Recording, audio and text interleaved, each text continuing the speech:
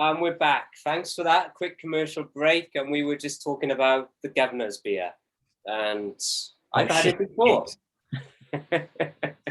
You've had it before. You are looking a little bit peculiar. So yeah, it's it's a 5.6er.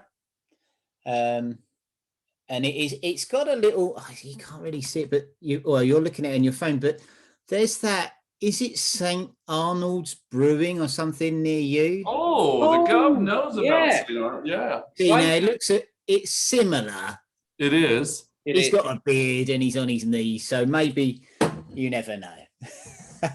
Maybe they were influenced by this fellow. Who is he? Yeah. No, that's good. Well, it's an old brewery, isn't it? I mean, I thought I was old, but I was very surprised. I guess the coach is a baby in comparison. Well, you do look like a baby, so. What are you talking about? Well, his brewery. It's younger than ours. Oh, sorry. I thought you meant him himself. I was like, oh yeah. I was like, man, I'll take that. I'll take that all day long. I know the ref and I aren't far apart in age. It's a month, right?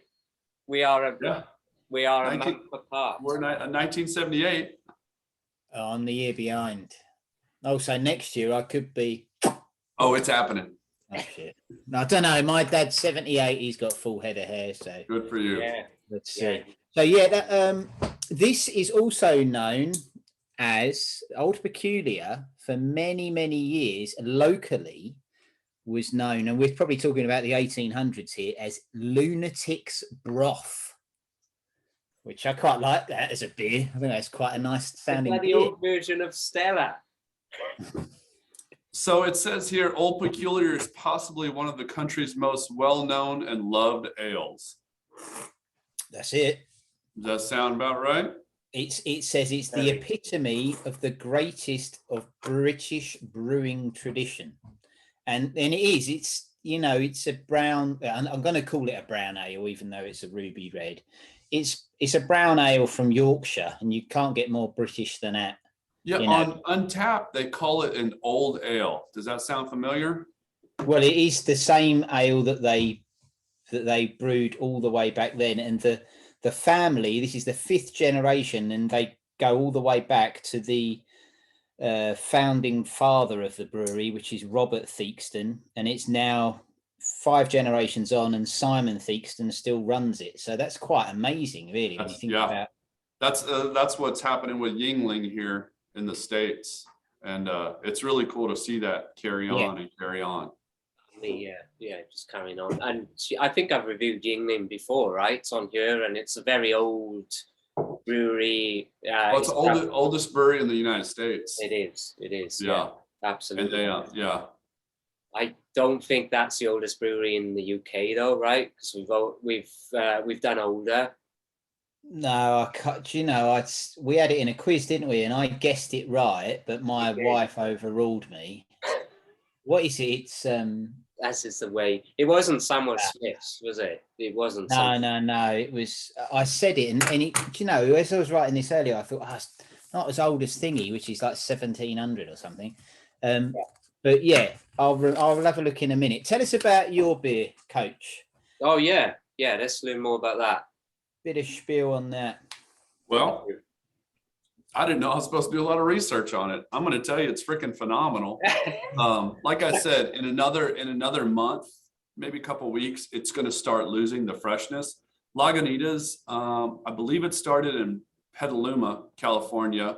I know they've got a spot in Chicago now. This is just off top of my head. Didn't Keith go to the Chicago? I think it was James. James went to the Petaluma and fell in love with Lagunitas. Lagunitas, for most of their stuff, is priced very fairly. I know they don't do a ton of marketing. It's a lot of kind of like word of mouth, and that's what helps keep their costs down. Do they do a tequila flavored beer?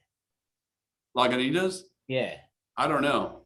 Because I'm sure my wife picked up some. I'm sure it's Lagunitas. I'm sure we picked it up over here. Do y'all get quite a bit of beer from the US over there? It's getting bigger. I mean, I think I've seen Lagunitas in Sainsbury's when I came over. I'm sure that's where she got it. I'm sure it is. Yeah, maybe you're right. Well, she works there, didn't she? Or she did. She give up now. The oldest brewery in the UK, Shepherd's Neame. Chalk it up. 1698. Still operating? Still operating with a famous beer. They got Spitfire, which I've had, and they have got Bishop's Finger. Okay, what is that? What's it called again? Shepherd Neame, and Neame is Neame. Never heard of that brewery. I swear we've talked about it before, but for me, it's like drawing a blank. I'm like, what the heck? It doesn't. Oh no, I've had Bishop's Finger. That's one of my dad's favourites, and this is the same style as these type of beers. You know, old, simple beers, but great tasting. Good. We mentioned it a lot of like their beers with the highest check-ins are like an English bitter, a strong bitter, a pale ale, a stout, golden ale, strong ale, winter ale. Bishop's Finger on there. Bishop's Finger is on there. Yeah, it's an extra special strong bitter. Yeah, 42,000 people have checked it in out of Faversham, Kent, England.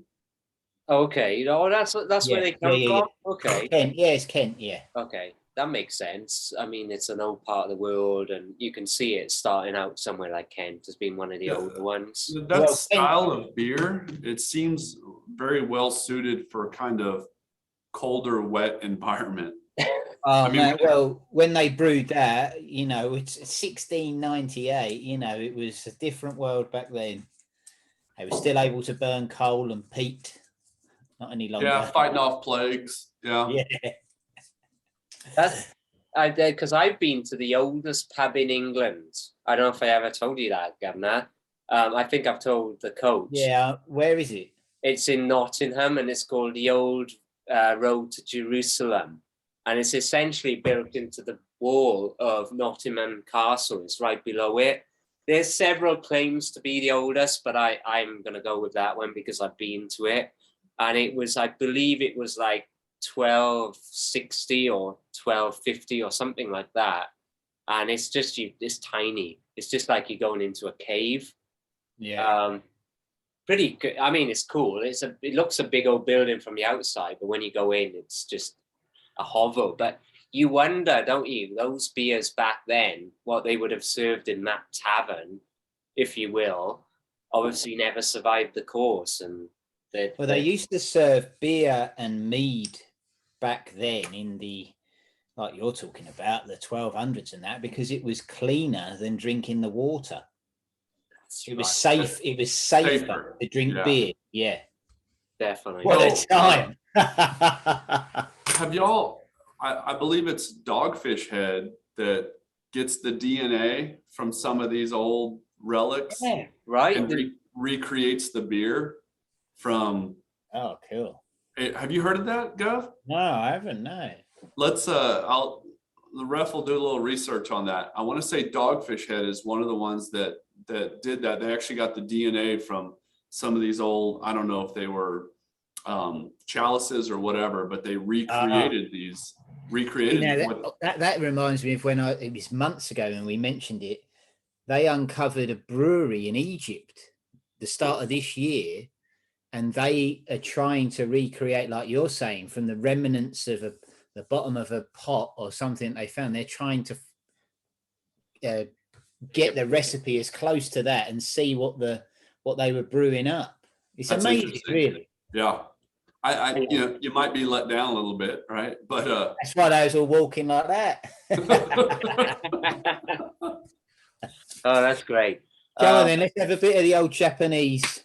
Okay. Is it a beer or lager? I can't. Turning Japanese, I think I'm turning Japanese. I really think so. That was the first record I ever had, actually. It was a single. For some reason, I'd love to see a Welshman in Japan. That would be awesome. The Taft's Travels. That's a great name for a beer. Welshman in Japan. Yeah. Oh, we need to give somebody the idea, maybe some sponsorship if somebody's listening. But it is a lager. It's a pale lager. That's what it's classified as.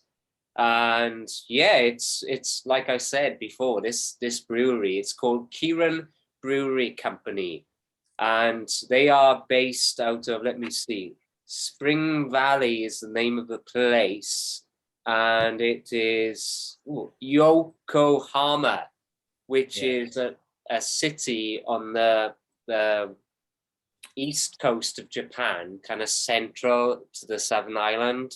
I think they do the triathlon in Yokohama, I think. Oh, okay. I've heard of it. You know, I've not been, not yet, but it's on my bucket list. But I want to go to Japan. My son is desperate to go there. He loves Godzilla. And if you want to research something fun for Christmas, look for the Godzilla Christmas tree. It is in one of the malls out there, shopping centres. It is incredible. Have a look at that later. That's one for you. Did you guys... Sorry, Rep, I've interrupted. No. I was wondering if you guys, I'm sure you remember, Coach, as well. We used to watch the Godzilla cartoon, and back in the day, and it was Godzuki as well, the little one. Do you remember that? I do. Now, when you mentioned the little one, that jogged my memory. I just remember Godzilla, the countless movies, and I had a Godzilla toy, which I still have. And you press the button on the arm and it shoots its fist out. And then you pull the little trigger on the back and the tongue comes out. And I'd had that thing forever, right? The tail's broken, whatever. My mom sent me this thing. She's like, yeah, these are selling online for like $300-$400. I'm like, you kidding me? It's going to Bodie. I mean, he'll have a broken Godzilla toy that shoots his hand out. But yeah, we bought, well, we got a King Kong that's about that big. And then we've got 3 or 4 Godzillas, and I managed to get one for him from 1985. And back then, the toys were properly made, thick plastic that lasts forever. Not like now where they just make to break. But yeah, we got quite a few of them bloody things at our house. Yeah.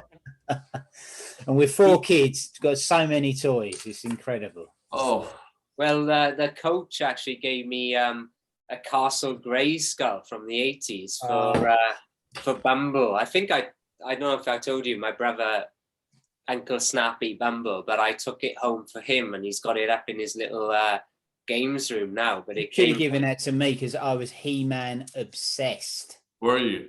Obsessed. See, I'm just glad. I had the duvet cover that my wife made last year into a dress. I can't get into it now. I put on a bit of weight, but yeah, it was lovely at the time.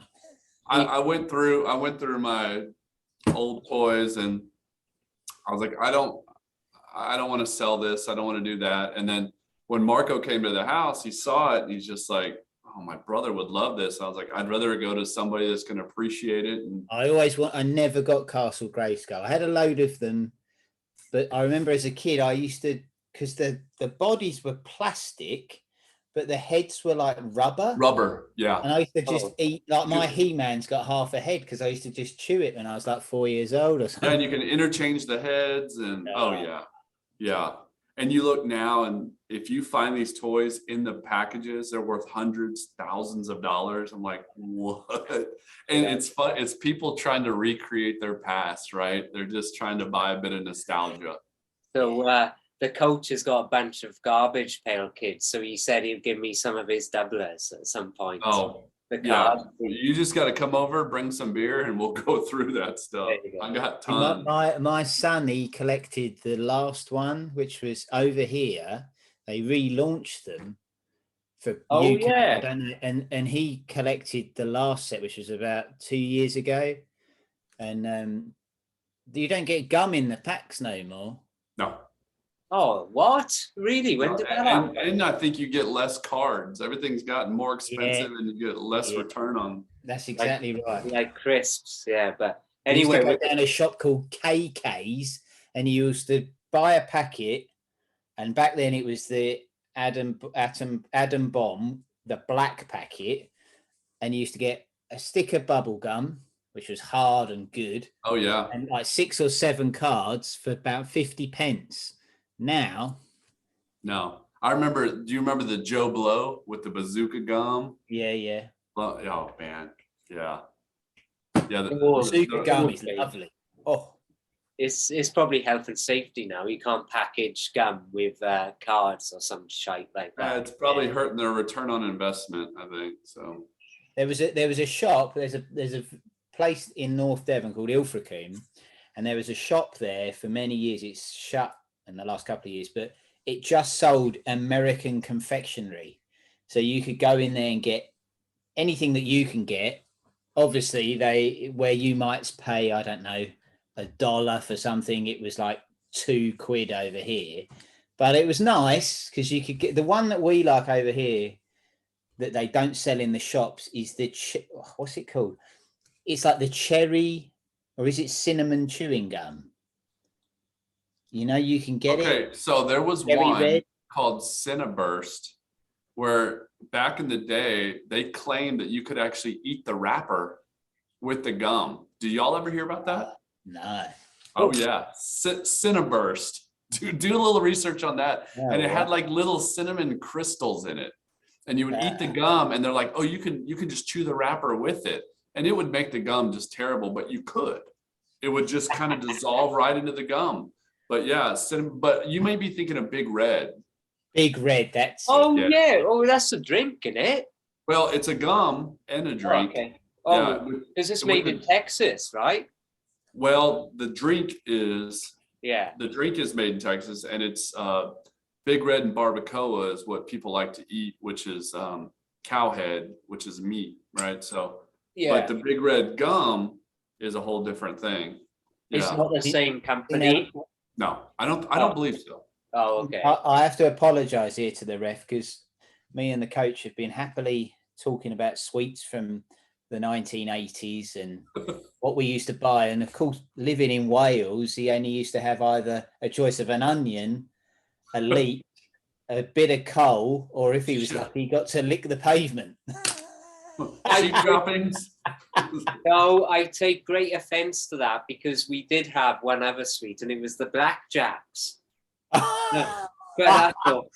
The closest thing to coal you could get. Don't tell me it was black licorice.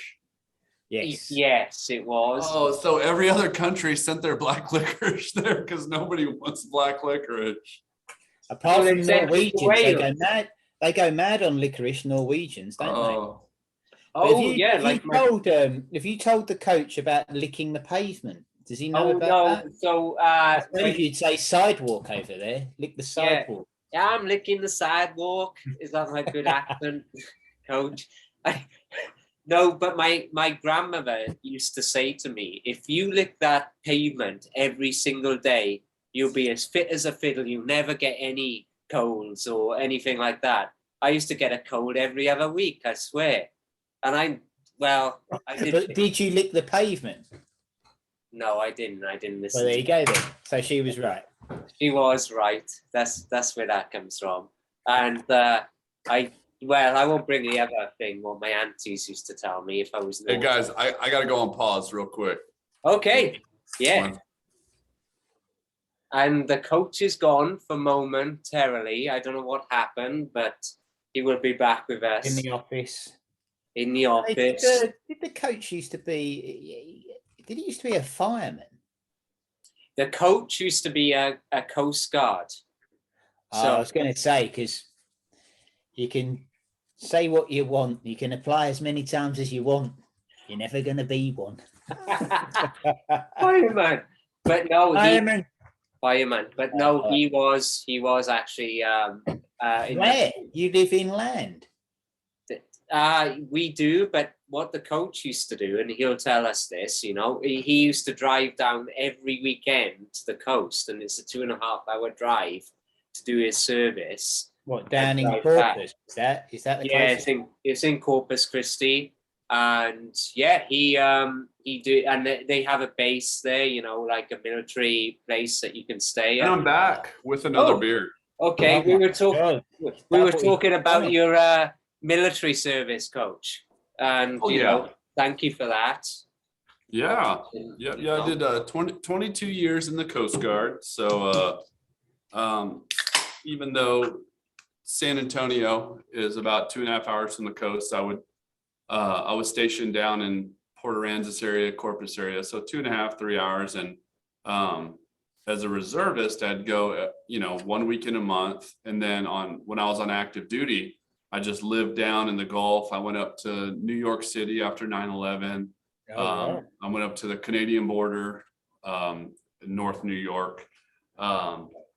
Got to do a lot of stuff, search and rescue. Mostly towards the end, most of my career was drug enforcement, law enforcement. So when you went to New York, obviously it was after 9/11. What was your role? So that we're riding a lot of ferry boats. New York has a ton of ferry boats going, just people commuting into town. It's really just presence, just being there. Yeah, we were in all of our SWAT gear. We had all of our long arms, pistols, all that. And it was more of a, as I got older and realized kind of what we were doing there, it's just more to make people feel good, Make them feel safe, the New Yorkers. Yeah, I get that. Yeah, and it was pretty powerful, to be there after that. It was a time in the States when military was really appreciated. The country was totally united. I was a kid. I was at that time I was 20, 22, 23, and I was just like trying to understand what was happening, why we were up there. But it was cool, really good times. I made a lot of just lifetime friendships. Being on the water was fantastic. And that's one thing I miss. I miss being on the water. I miss the camaraderie. I miss the guys, but they're nothing like my brothers at home, but I really miss the water. I miss being on the water, and I love where we live, but it's one reason I'd like to travel up to Seattle, because as much as I miss the water, I don't know how it is where y'all live. When I was working on the Mexican border, it was 110, 115 degrees at times, and just tough. So when I'm up in Seattle and I'm on the water, it's maybe 40 degrees, 50 degrees, 60 degrees. It's just gorgeous. I can do that all day long. Where I was brought up, it was inland by, I suppose, like the River Thames, which flows through London. It goes out, and then there's a place called Southend. I suppose that was our closest. You call it coastal resort, but really it was right on the estuary of the Thames. That was probably 40-minute drive, something like that. But as soon as I went to university, Aberystwyth in Wales, where I met a ref, and we lived right by the sea, I just knew then I've got to be near the sea. Yeah. So not for surfing, anything like that. I just love the landscape. I wonder if there's something in your heritage or blood that pulls you to that, Oh, yeah. I don't know. It's weird. I feel it's the the same mariner's way. It is the mariner's way. It's the same for me. I mean, this has been probably, I always list what I miss the most about being here in Texas, in Central Texas. And number one is me, obviously. What's number two? Probably my family, and number three maybe the family, and the it goes the Gov, Carlin, then the family. The Gov, the Pabs, the Carlin, the family, the C. So maybe it's number 5, or maybe the C and then the family. So, but it is so hard. It is very hard. And I was telling the governor when he paused that you used to travel every weekend to. The summer's going to be nice because the ref's going to have a much easier time once his house is done and everything's settled in. We're going to actually get to go down to Padre because I have friends down there. We're going to get to go surfing. Yeah, and it'll be nice. That's not me. That's Jez is coming over, right? To do some surfing. Jez, yeah. Jez is coming up from the Sheffield. Well, he's an inland surfer though, isn't he? Yeah, he's Sheffield. He inland surfs the rivers in Sheffield in Yorkshire. And this morning was my today was my day off. So my wife's doing a university course on a Tuesday, which is why my day off is a Tuesday. And I've got my youngest girl, who's 4. All the others are at school. She goes to like preschool, like 3 days a week. But today it was just me and her. So dropped all the others at school, and then 10 minutes and I was on the beach. We went to the beach. We do it every week, every Tuesday, 10 minutes, go to the beach. It was cold today, so it was only there for like half an hour. But just walking along an empty beach through the driftwood is lovely. Yeah. I love it. Yeah. Something special. Really good. Anyway, we probably have to move on, folks. And do we want to go to our last segment, our special segment? Not quite yet. Well, I was going to list a couple more beers from my one. Definitely. Oh, yeah. So Theakston have got they've got a new stout out. Well, it's fairly recent, called Barista Stout. They've got the Best Bitter. They've got Lightfoot, which is a blonde ale. They've got a pale ale and another ruby, which is called XB. They've also ventured into food a little bit, like cheeses and things like that. You can go to the historic brewery, which is nearly 200 years old, on a brewery tour. That will cost you like £13 almost for an adult, about £8 for a kid, and you get a pint included with that. Oh, nice. Okay. And they've got a big visitor centre there, and the water they use for brewing is from the well on site, which is pretty cool. Nice. Pretty traditional, isn't it? So, Gov, looking at these Theakston beers, it goes back to the whole ABV thing we're talking about. I'm scrolling through on Untapped, which I know you're not on, which you'll one day. They have 137 beers on Untapped. Yeah. And when I'm going through their beers, you're talking like 4.5, 4.1, 4.5, 5, 3.9, 3.5. I mean, to find a 3.5 over here is really difficult. It's difficult. They're stout 4.5. So I think a lot of it goes back to what that podcast that you're going to listen to tomorrow. For every decimal increase in ABV, there's a tax on that, right? So it's I wonder if we could go head to head with some of the US beers and the beers where you're living. ABV, I feel like you have to make a better product. You have to be really concerned. If you're like, if I know I have a 4 to 5% ABV, my product better be on point. Where over here, it's like, oops, it's an additional 1 or 2%. Nobody cares. See, my theory on it was, and I think we mentioned it I don't know if we were talking off camera before, or maybe one of the other podcasts we did, was my theory was that the lower the ABV over here, the drinks they sell.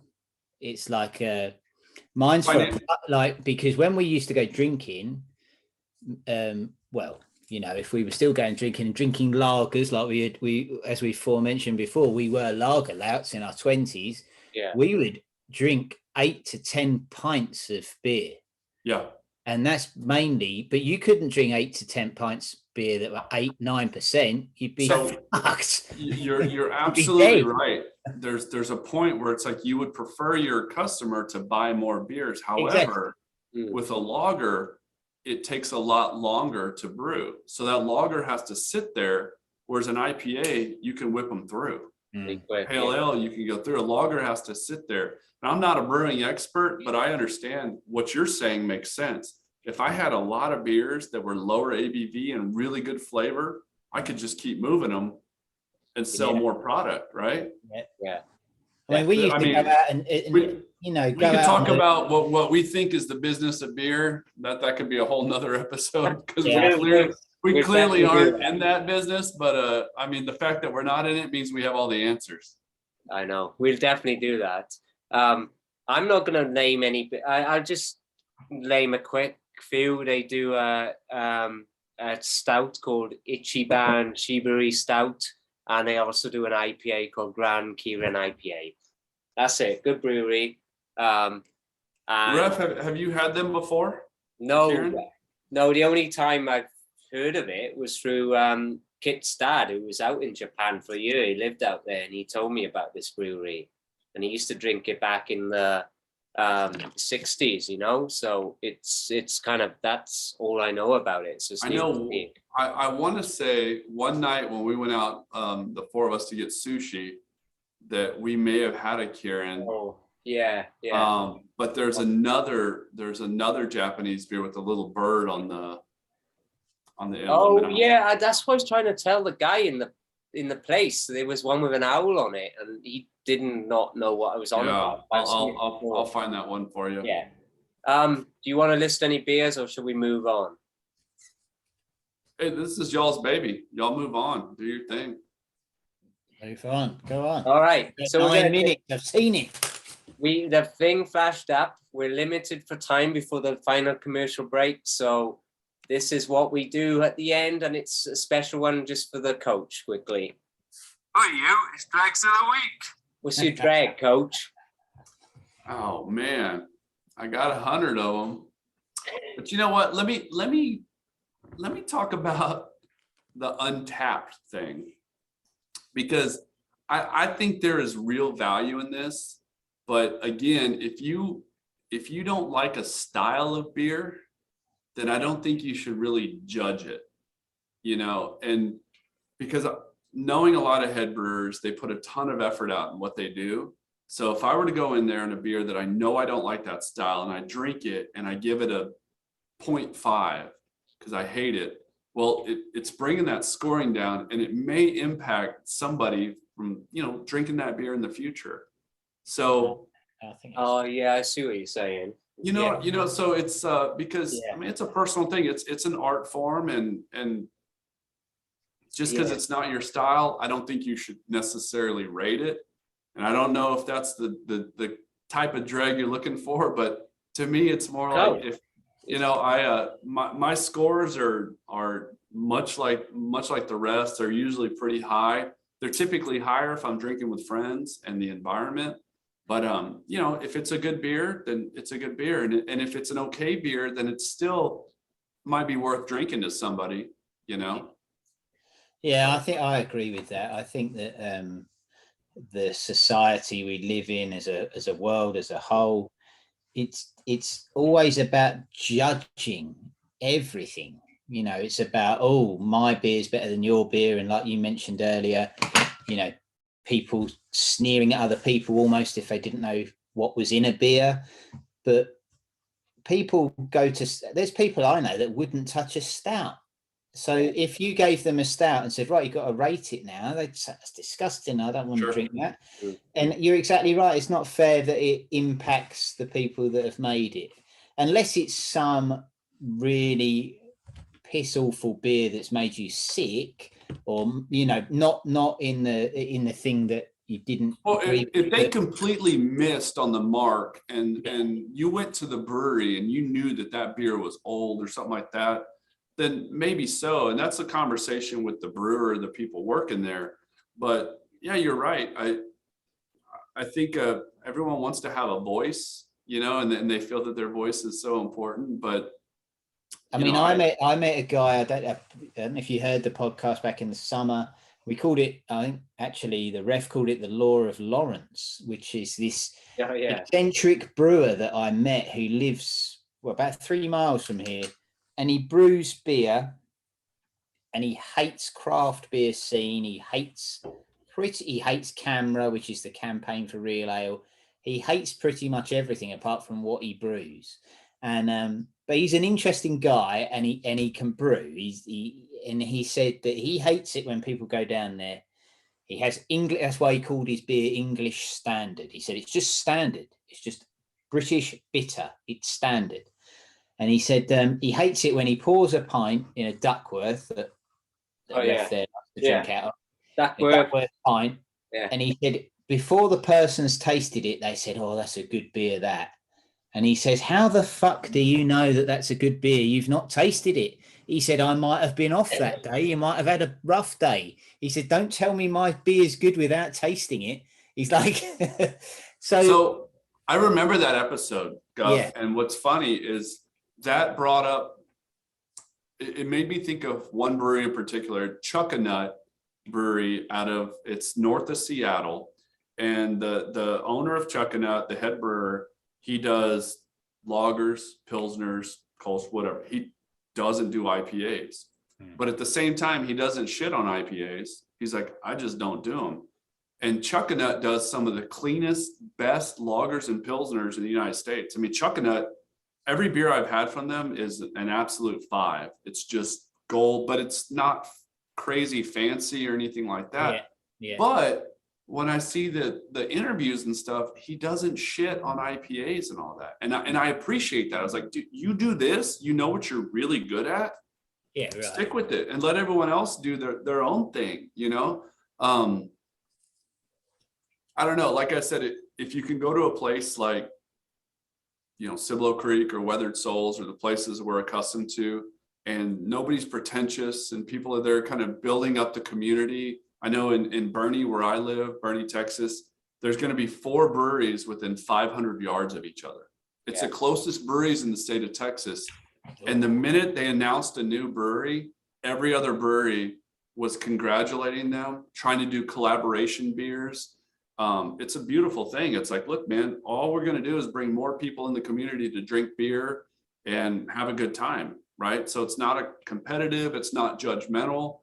And I mean, none of us are head brewers, none of us run a brewery, but that's the kind of environment I think we all want to be in, right? I mean, we want to be with people that are like-minded and uplifting, and it's not a zero-sum game. Everybody can win. That's a good note to end on, I think. And if we can have a quick rating, because we're running out of time. So what do you have for yours, Coach? What's your rating? Which one? Today? The first one, the second one, or the third one? Let's go with the Lagunitas. I will tell you, this Lagunitas, it's usually about a 4.5, but since I was with the DrayMen's today, I'm going to go ahead and give it a 5. 5. Do you know what? No. The mark is out of 10. The mark is out of 10. Oh, yeah. Oh, well, then 11. Oh, wow. Do you know what? That's very good. And this has been a phenomenal lager from Japan. And I'm going to go straight in with I'll go with a 10. It's the first ever for me. A 10 for this wonderful lager. And Governor, before we go, I know. Right. Old peculiar. There's nothing peculiar about this. I'll be getting another one. Well, I've had this before. Of course I have. But I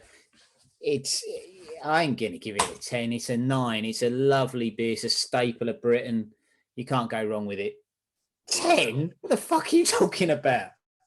I'm very influenced by the flow of things and the company, and I really actually enjoyed it. It's on a level with Carlin for sure. So yeah. Whoa.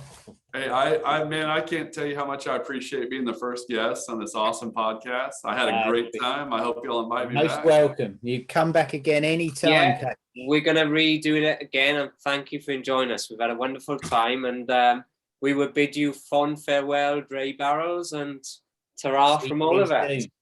Cheers. Ta-ta.